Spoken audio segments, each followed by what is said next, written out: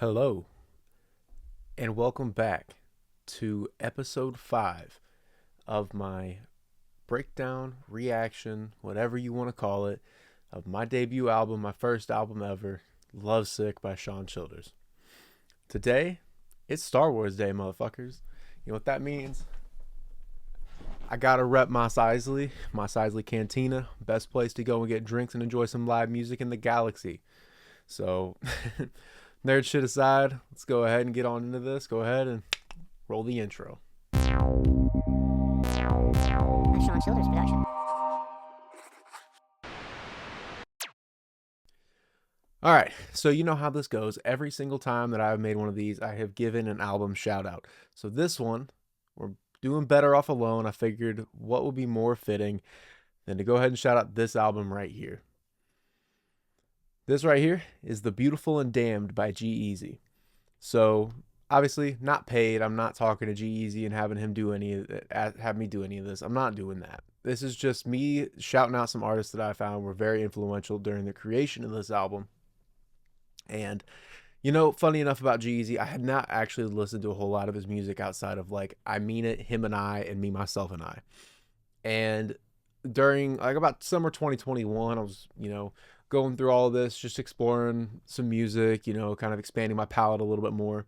And I came across Me, Myself and I, and I was like, damn, I kind of relate to this a lot. It kind of feels like I'm alone. It feels like, it's just kind of me out here, man. And so I picked it because Better Off Alone, haha, alone. Um, but no, I went through some of his stuff, man, and I'm not gonna lie, it's actually really good. I think that he's got kind of a reputation as like, oh, he cheated on Halsey and he just makes club music. But to be honest with you, he's got a lot of really good, just conscious, meaningful stuff that I don't think people really associate him with in that lane. But the dude is, when he actually sits there and does something like that, he has some incredible music. Like, Everything Will Be Okay is amazing. He's got that one. He's got fuck, what was it? I really like Gerald. Gerald's off of one of his newer albums.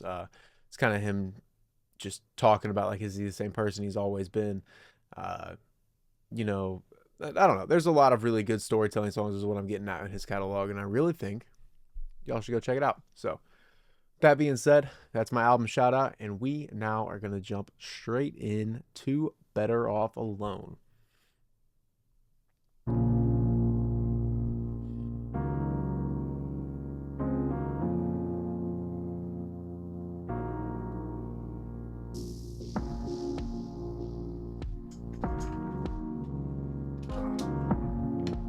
Don't mind me.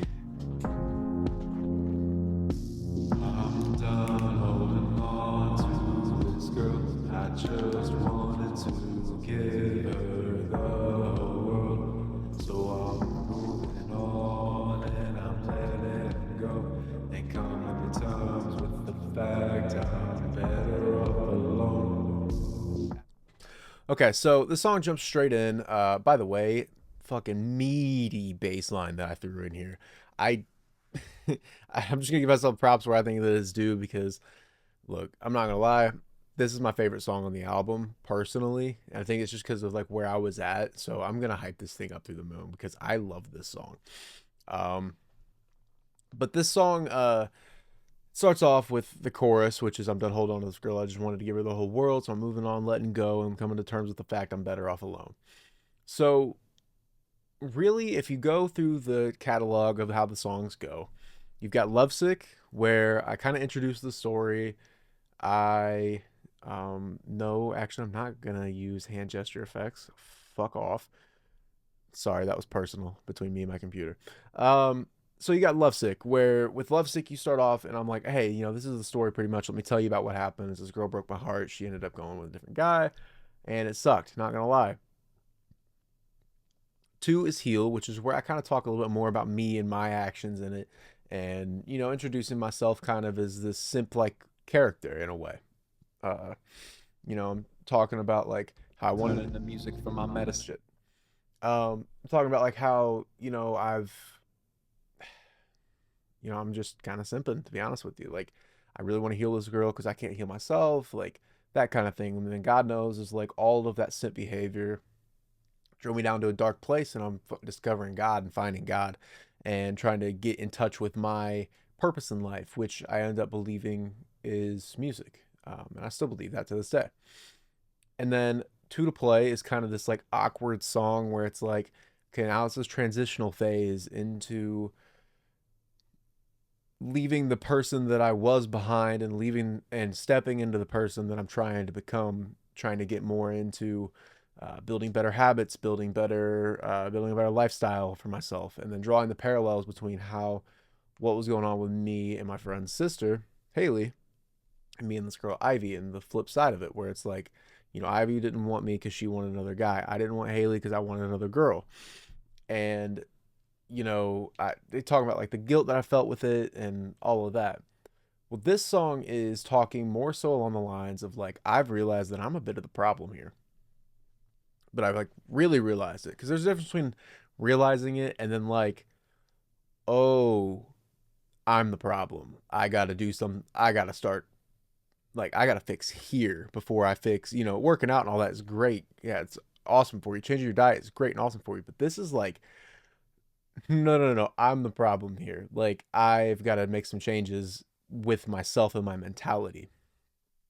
And, with this, it's like I'm declaring to myself and I'm saying, like, I'm done with this. I'm done with all of this. I'm done holding on to this shit. Done holding on to her. Like, yes, I wanted to give her the world, and I'm acknowledging the problem.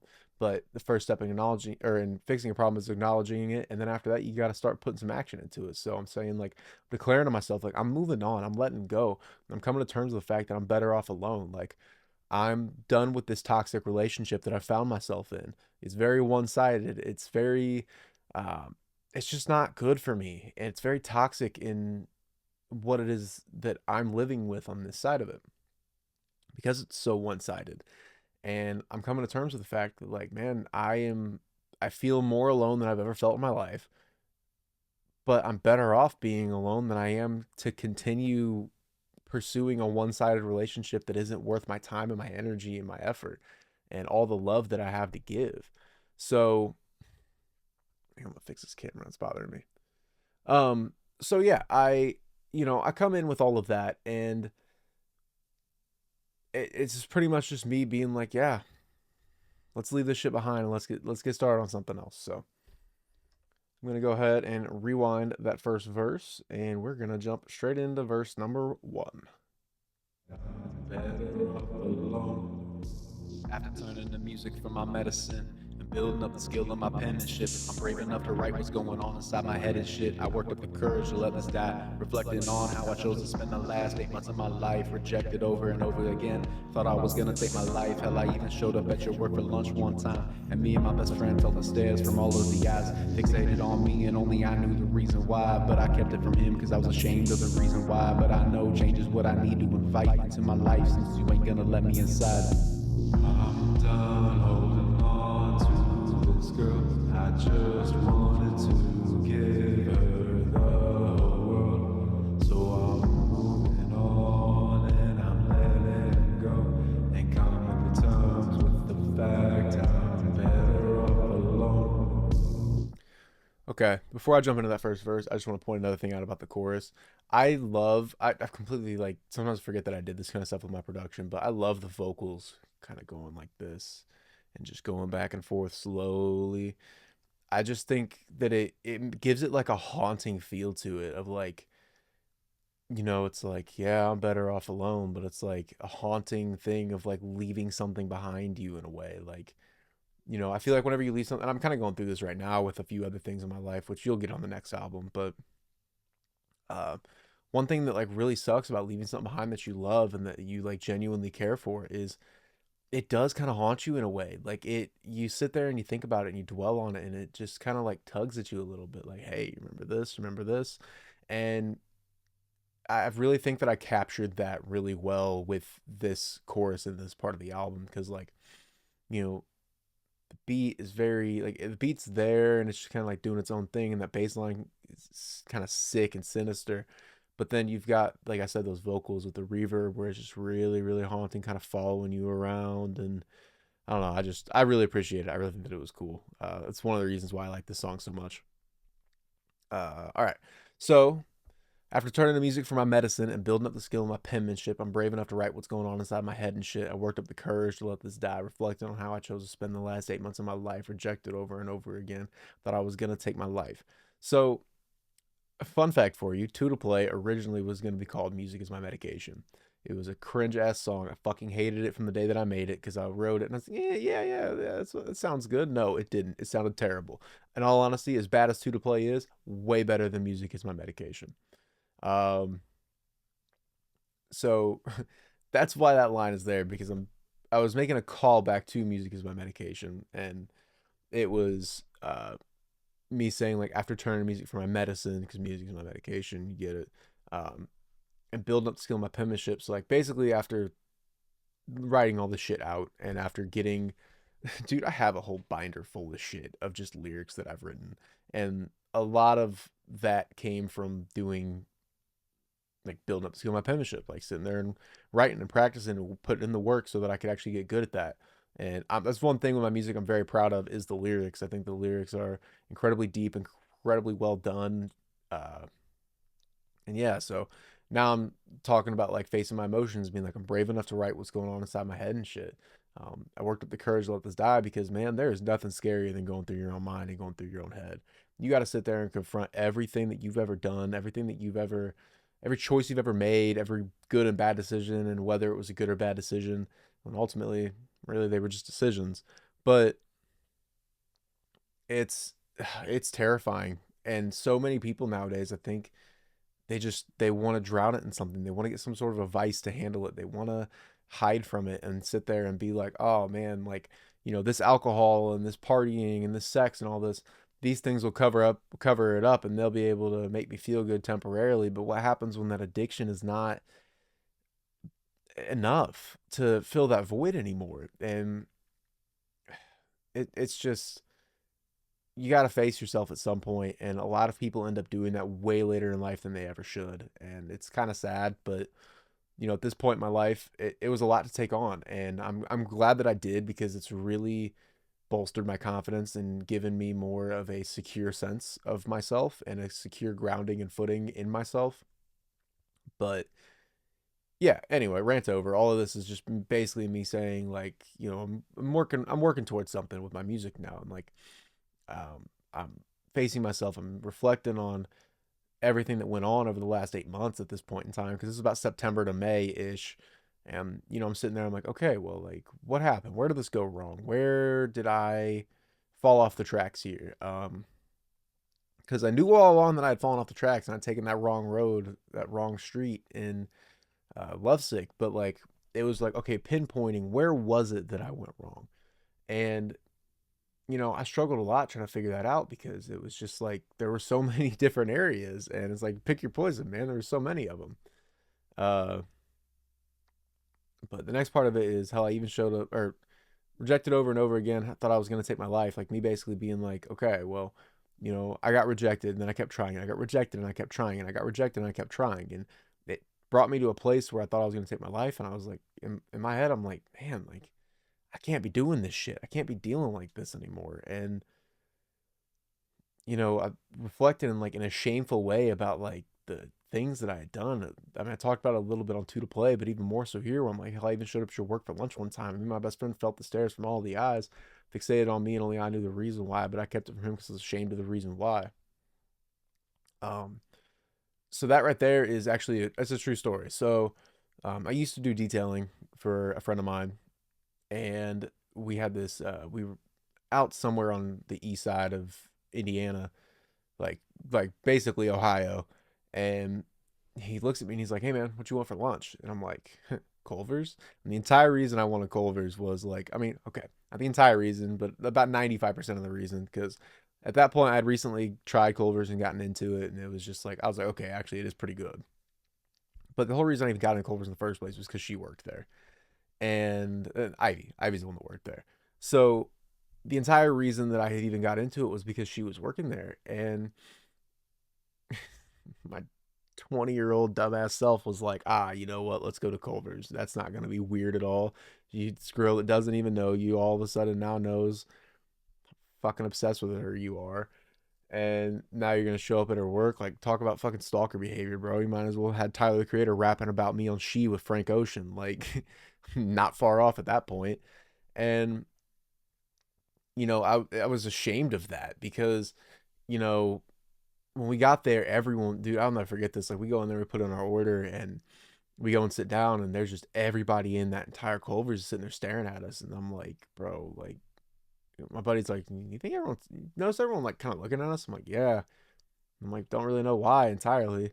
I ended up telling him later on down the line about like what really happened, and what really happened was she was working there that day, and she probably has told everybody about me there. If I had to guess, I mean, it's not really every day you come across someone that obsessed with you, but I man, like I was so ashamed of that, and for a little while I'd never told him why, and was not. I'm to this day still not proud of that. Like, don't do that shit, guys. If you are ever in that position, do not do that. Take that from somebody who has. Don't do it. It's not cool. Um, but I know change is what I need to invite since you ain't gonna let. Or I, fuck. Okay, back up, backtrack. Namaste. But I know change is what I need to invite into my life since you ain't gonna let me inside. Pretty much saying like, okay, all of these things I see I've gone wrong with.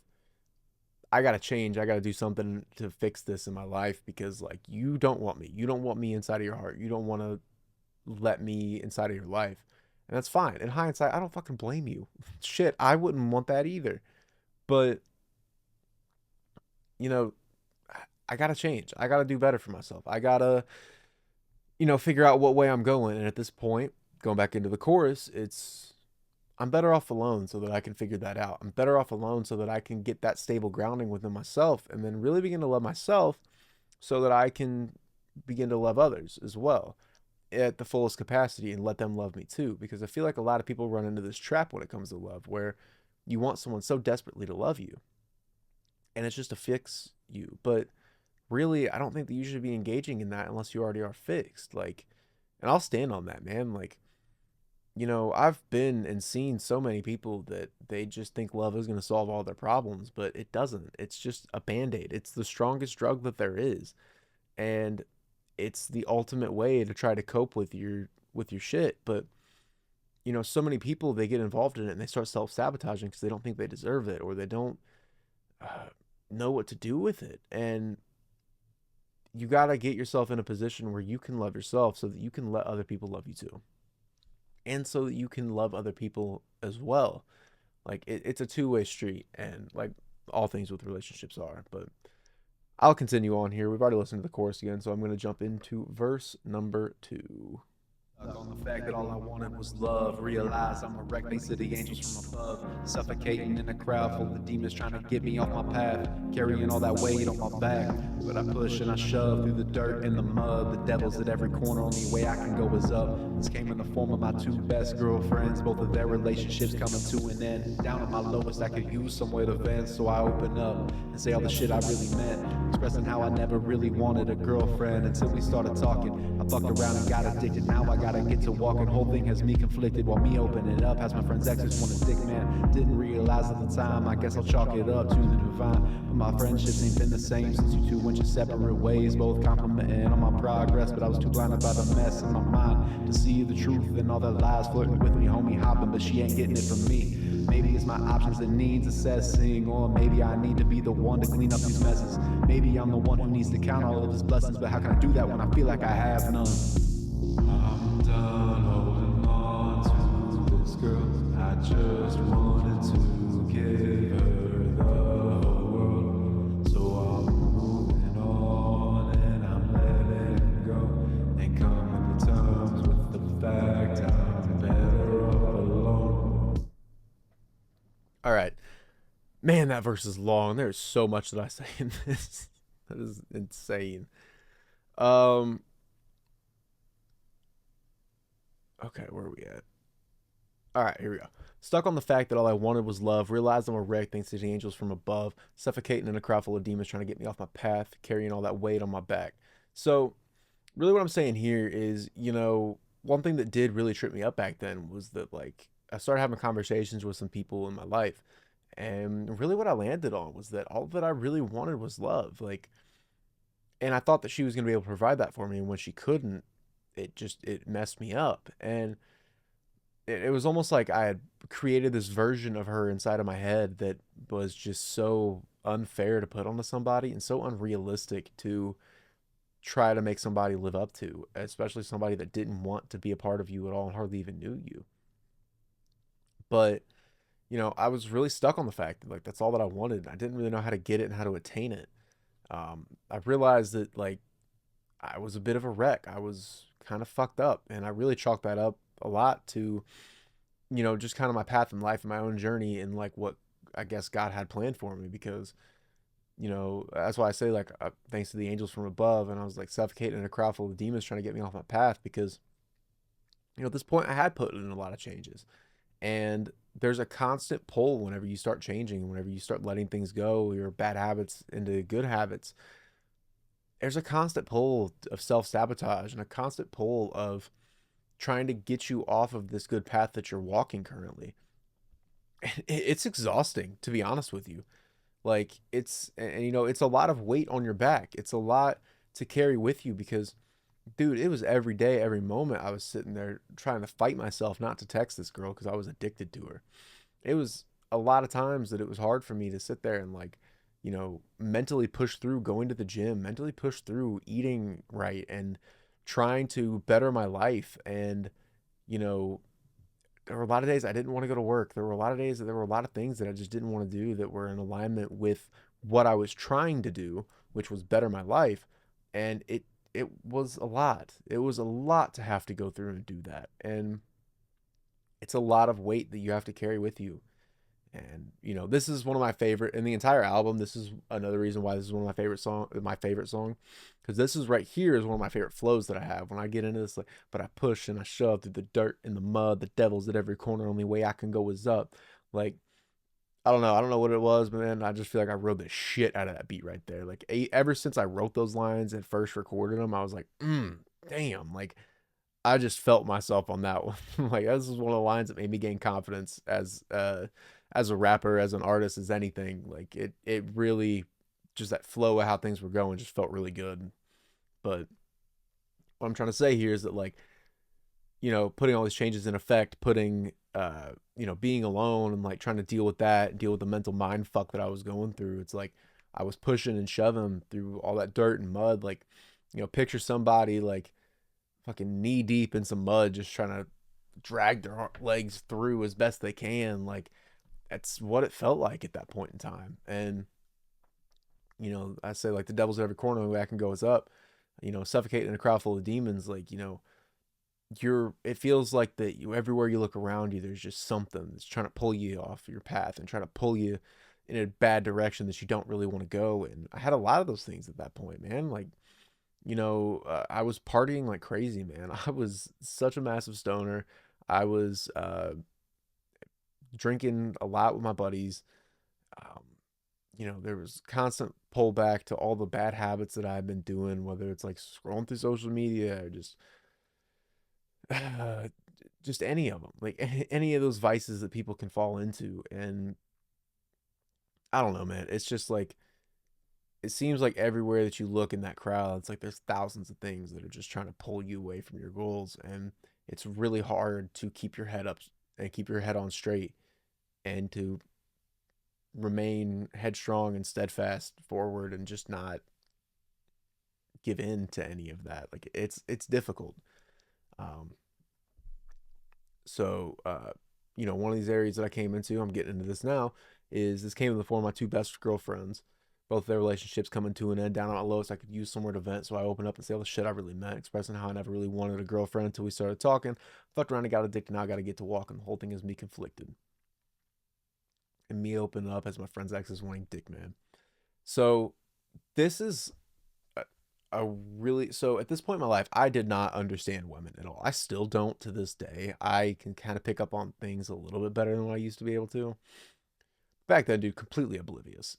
Like, entirely oblivious. I think one of these two girls, so there was Allison and there was Lex. Allison was with my friend Tristan, and Lex was with my buddy Riley at this point in time.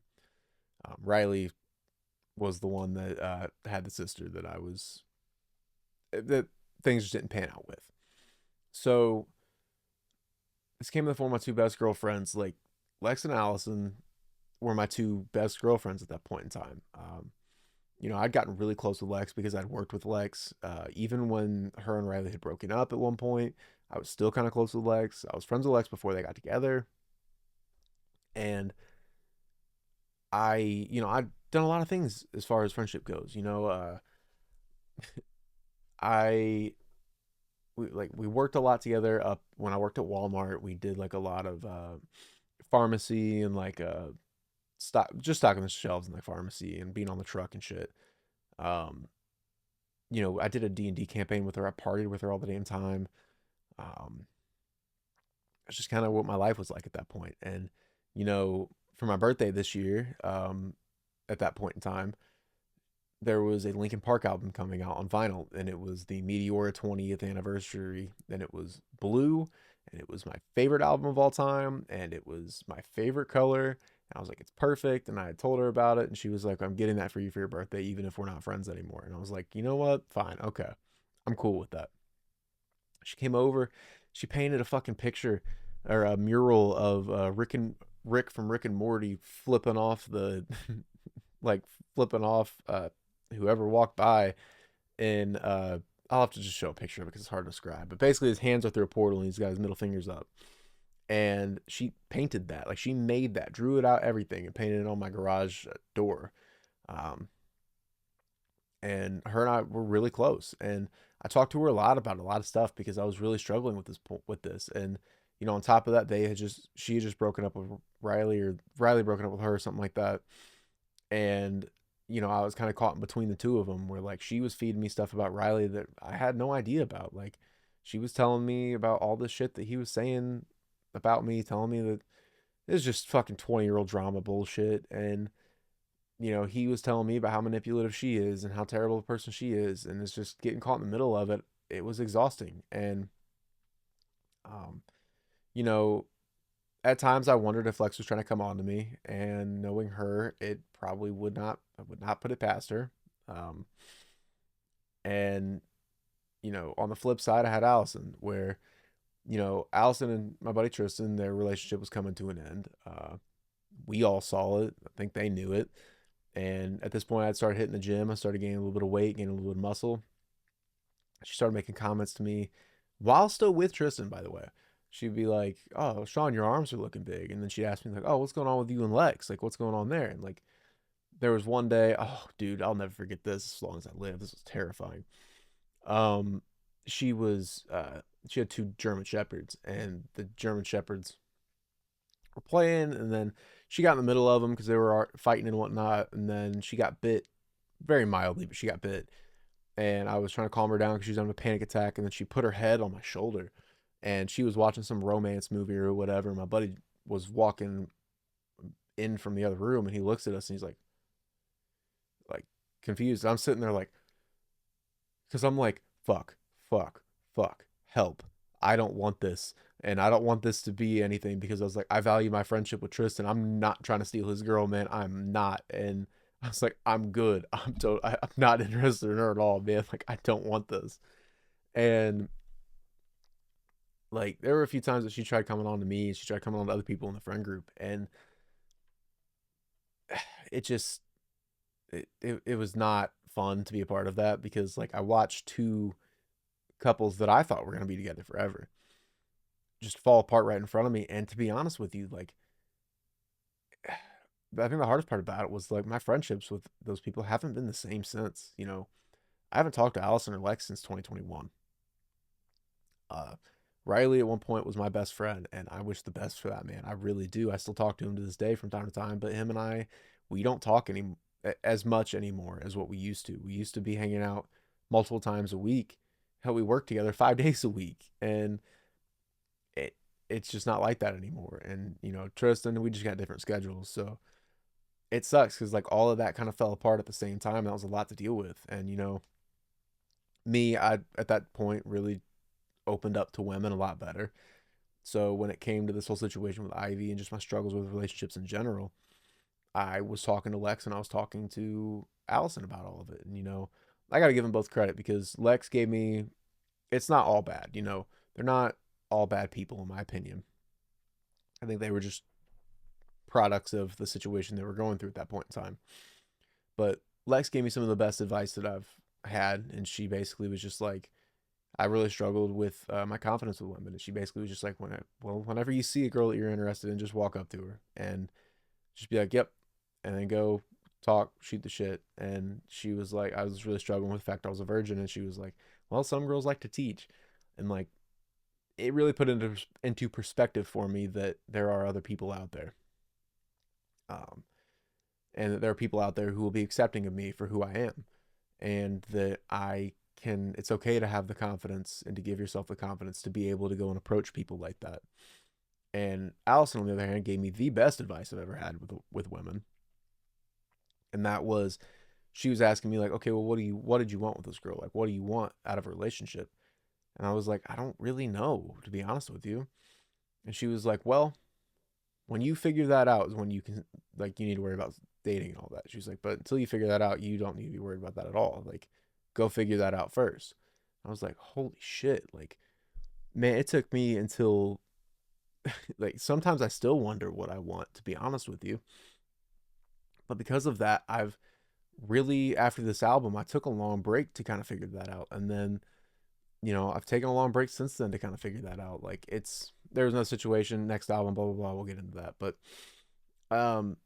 with her, like, she told me all that, and I was like, okay, damn, like, I really do need to think about what I want, because it's not necessarily about what the other person, I mean, it is, but it isn't, if that makes any sense. Like, obviously there's got to be compatibility with what you two want, but for me, I was so focused on adapting and trying to be what someone else wanted rather than trying to act in a way of what I wanted. Like, I completely just neglected myself in that. And that is the behavior in hindsight that really led me to where I was at with the simping shit. Was like, I was trying to mold myself and be any kind of guy that she wanted, whatever it was.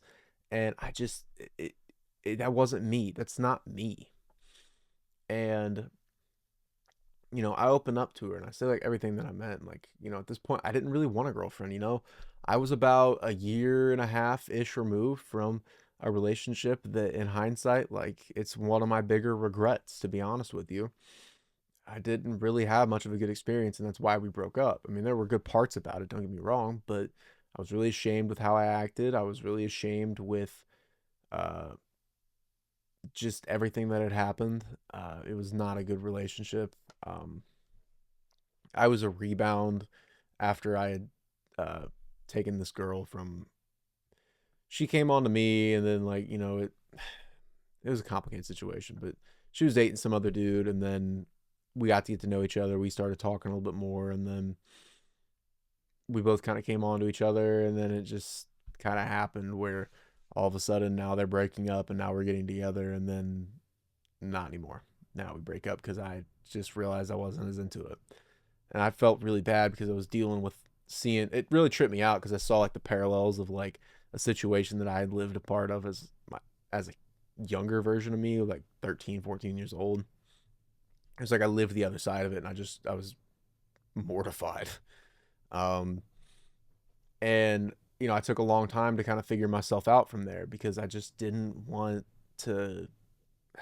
I really just I didn't want anything. I wanted to heal. I realized, I even told her when we broke up, I was like, I want to figure myself out and get myself fixed. And, at that point, I didn't really want a girlfriend, but then I got attached to that idea of having a girlfriend just because I wanted her to fix me. Like, I thought having a girlfriend was going to do that. And then started talking, I fucked around, I got addicted. And I got addicted. Now I got to step away from it. I got to keep moving. I got to move on. And it has me conflicted. And it's like, dude, I swear it was like the more and more that we would talk about this, the more they would be interested in me, the more that this flirty shit would start coming out with them. Uh, and I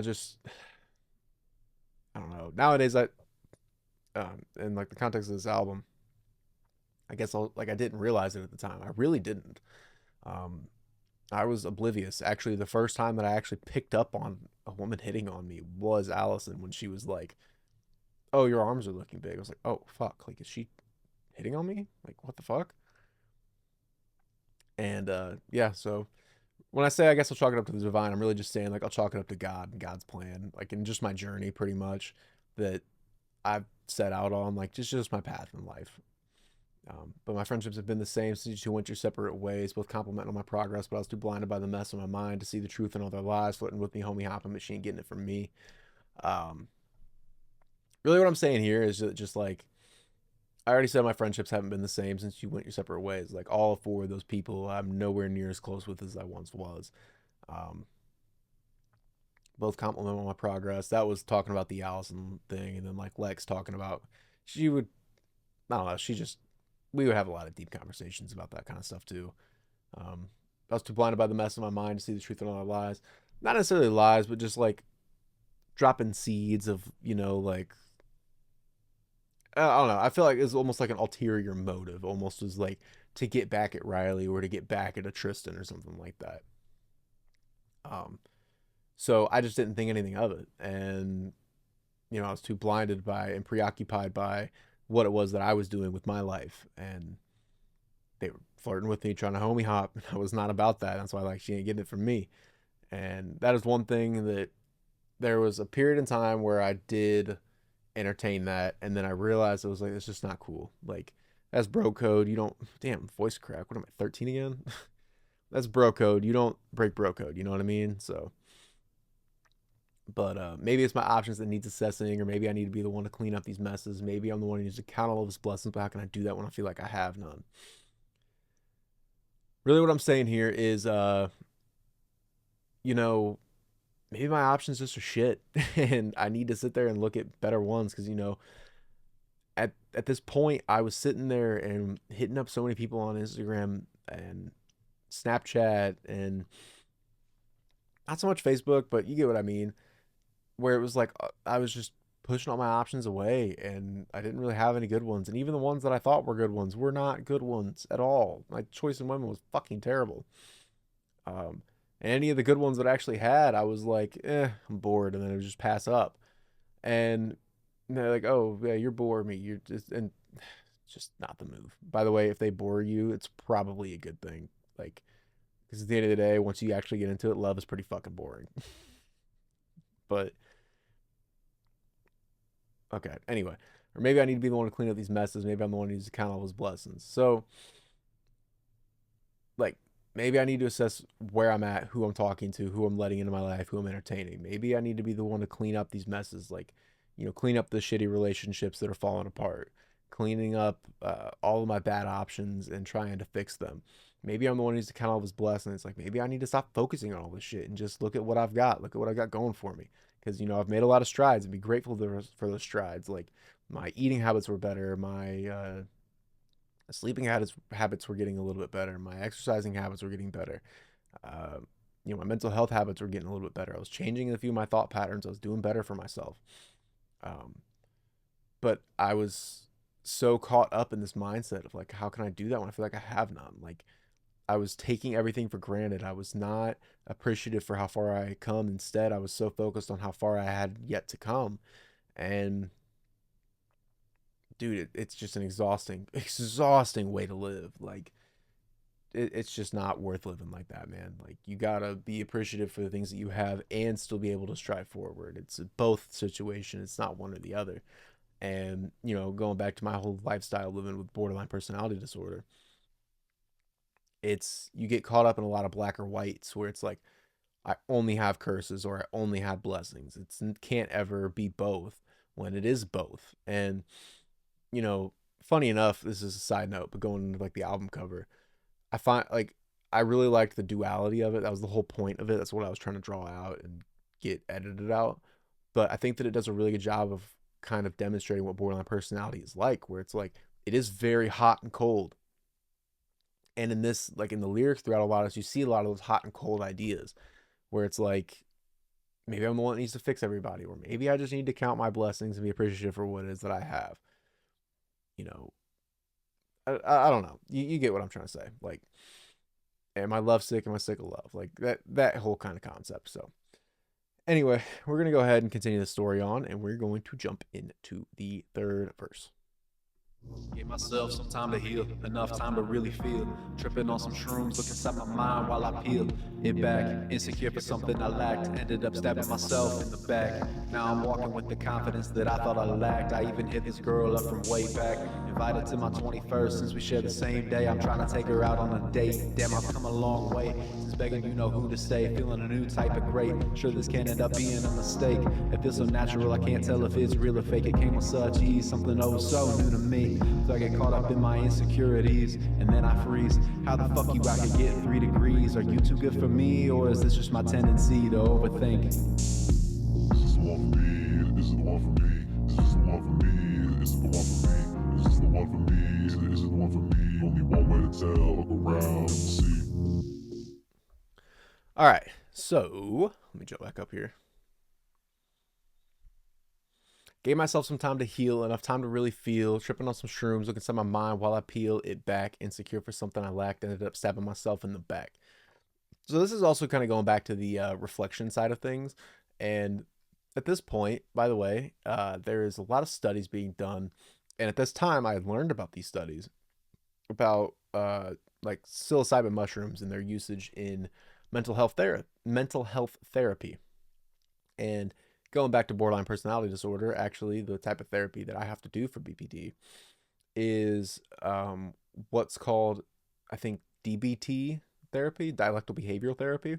And pretty much all of that is just changing your language and changing your thought patterns. So, at this point, I was sitting there really trying to use affirmations to change that. So I would sit there and be like, I do love myself, instead of that way I can challenge those thoughts of like me not loving myself. I would tell myself like I am going to become a successful musician, because I had a lot of doubts and a lot of issues with me believing that. And there's more to just, there's more than just saying it and believing it. There's also action that comes with it.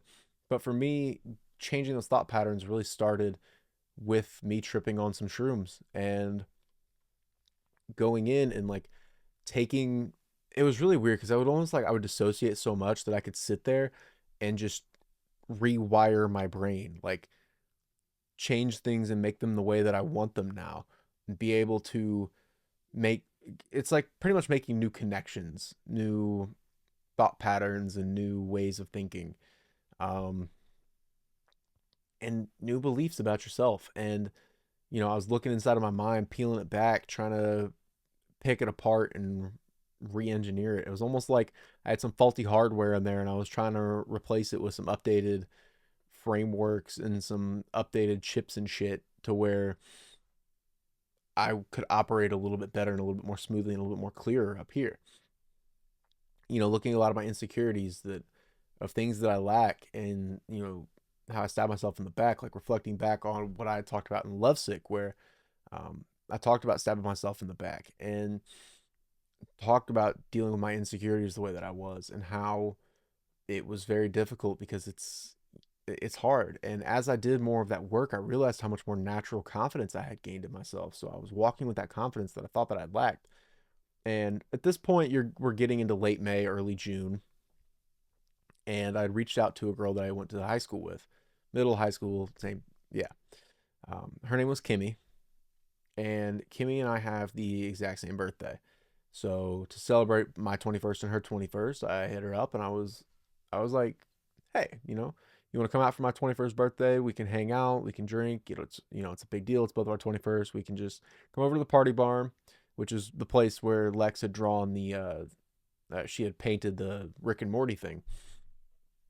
I was like, you can come out here, we can hang out, have a good time, bring your friends, like we'll have a good time.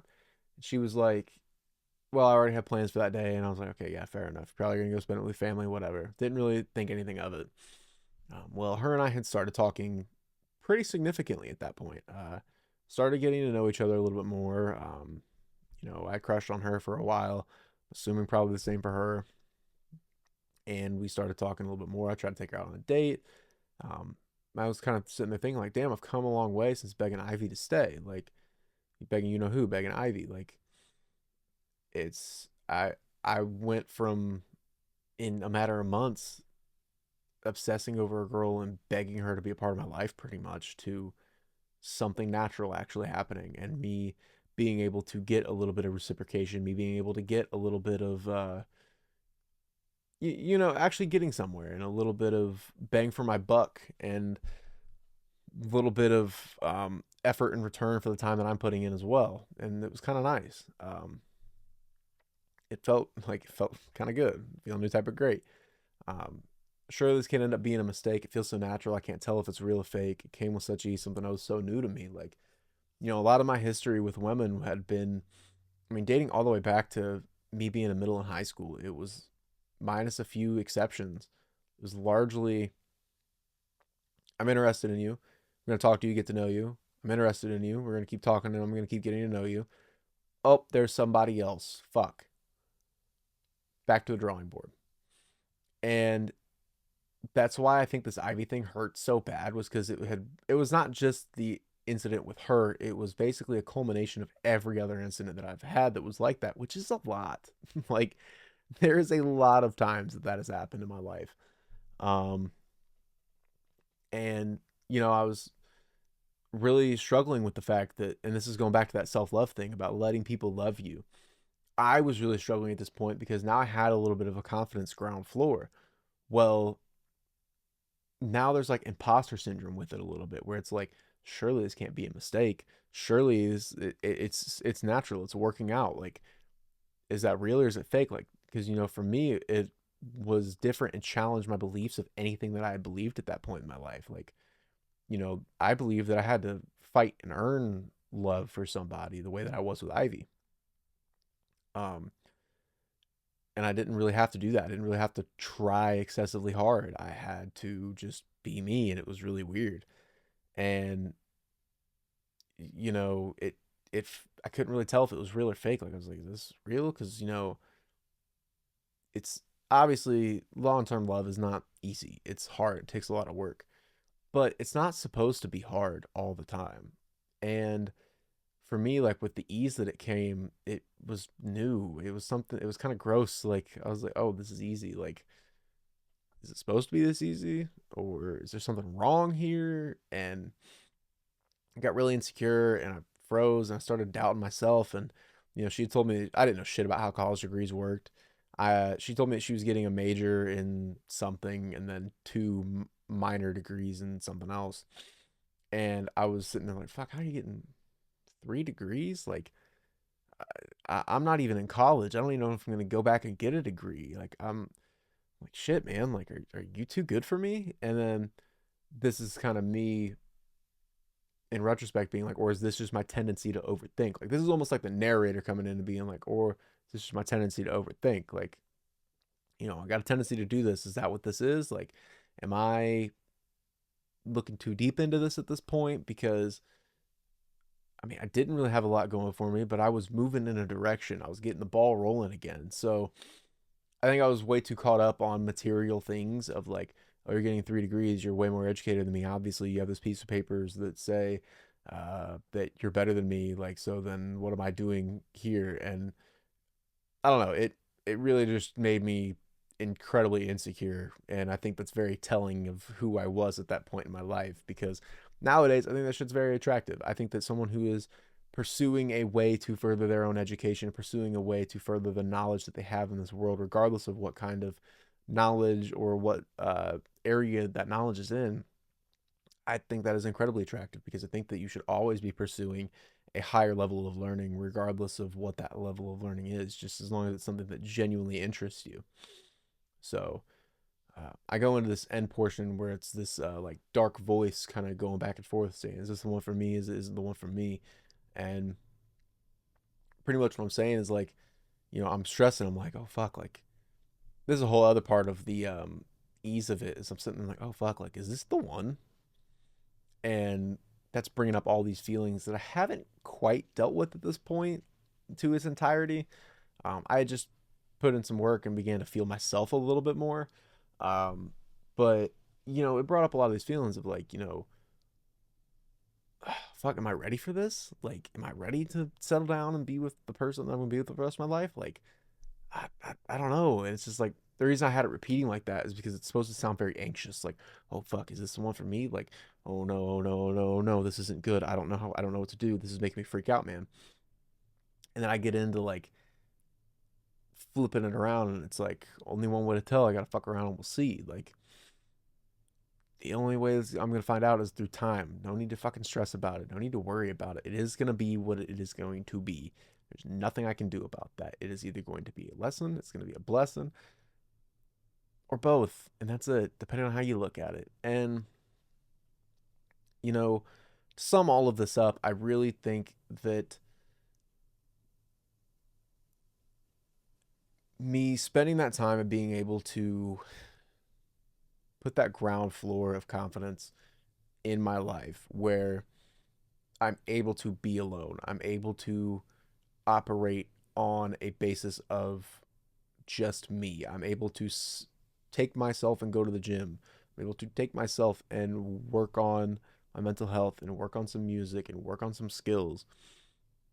I'm able to not need socializing to feel worthy of love and of just anything. Like I'm not a waste of space in this universe. And not having to rely on others for validation as much. And when I gained all of that, I started attracting in people in my life. And then it was almost like I had to sabotage, like I had this addiction to sabotaging myself because I thought it was too good to be true. And I think that's a lot of what, over the next few songs, you'll get more of the story with Kimmy and what happens with her. But I think that a lot of this was kind of that lesson in self love and self respect that I was talking about earlier, where it's like, you can't really love people until you love yourself, because once you love yourself, you've let that love in. And if you haven't learned how to love yourself, you can't let that love in. You just can't. Like, there's going to be something there. There's going to be a wall that's holding up and keeping people out that you're never going to be able to push past until you push past it. And you got to push past it with yourself first. So, that's Better Off Alone. Like I said, this is my favorite song on the album. I just love the part. This is a big, big part for me in my journey where, like, I began to put my foot down and pick me over suffering for someone who really didn't give a fuck about me in the end. So that's really all that I've got for this one. I hope that you enjoyed this. I hope that y'all have a fantastic 4th of May. And I'm going to leave you guys off with this. May the 4th be with you. Always. Take care. Till next time. I've been Sean, and it's been real.